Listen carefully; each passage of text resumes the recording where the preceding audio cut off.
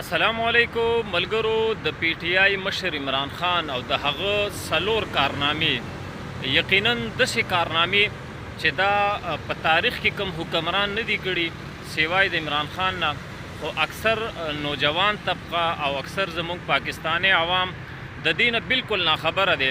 هر سړی دا سوال کوي، هر صحافي دا سوال کوي د پی ټی آی د ورکرانو نه، د قیادت نه، چې عمران خان په تیر دورې حکومت کې څه کړي دي او بیا په خیبر پښتونخوا کې د دوی دا حکومت روان دی تقریبا 14 کالې پوره شو. دوی څه کړي دي؟ صرف وایي موږ ته د عمران خان څلور کارنامې وښایې چې هغه عمران خان کړي.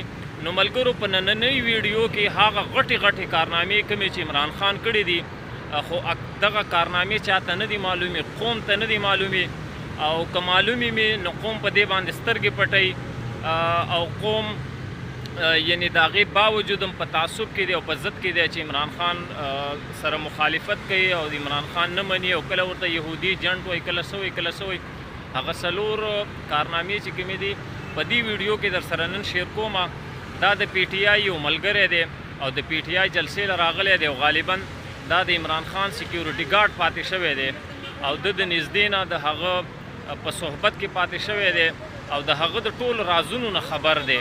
د ده دا خبرې واورئ، هغه څلور کارنامې هغې خلکو ته ویلي دي او که تاسو یې واورئ په خپله به هم حیران شئ.